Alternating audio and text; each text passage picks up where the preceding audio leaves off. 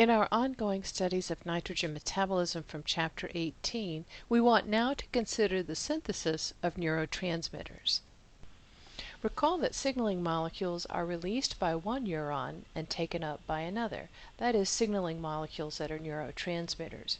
In Chapter 9, we looked at the neurotransmitter acetylcholine that was released in response to an action potential. It bound to receptors on muscle cells and resulted in muscle contraction. Many of our neurotransmitters are amino acid based, and examples include glycine and glutamate. So let's look at just a few of these neurotransmitters. First, we'll look at gamma aminobutyrate, or GABA.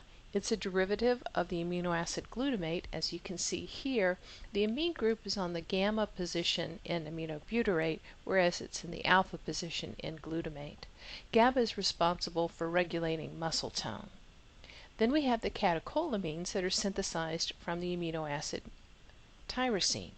Here on the far right we have catechol, and you can see why dopamine, epinephrine, and norepinephrine are called catecholamines. They have the basic catechol ring structure, and plus they have an amine portion as well. So they're catecholamines.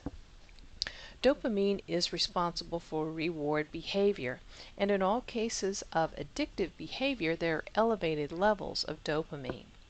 Disruptions in the dopamine receptor are responsible for the symptoms of Parkinson's disease. And we know norepinephrine and epinephrine are hormones associated with the fight or flight response. Next, we have neurotransmitters that are synthesized from the amino acid tryptophan, and they include serotonin and melatonin. Low levels of serotonin are linked to depression, and melatonin correlates with our circadian rhythms. In other words, it helps us to sleep at night. Arginine is an amino acid responsible for generating a rather interesting neurotransmitter, a nitric oxide radical, which is a gas, which means it can't be stored. Of course, since it's a gas, it readily diffuses inside the cell, and it is somewhat unstable and breaks down on its own, so it's very short-lived.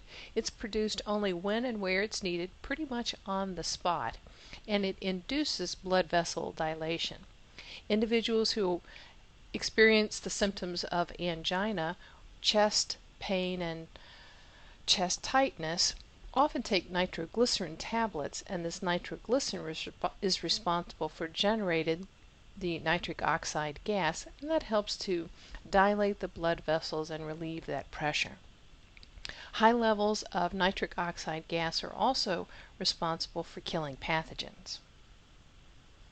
In our next video lesson, we'll look at some of the catabolic fates of amino acids.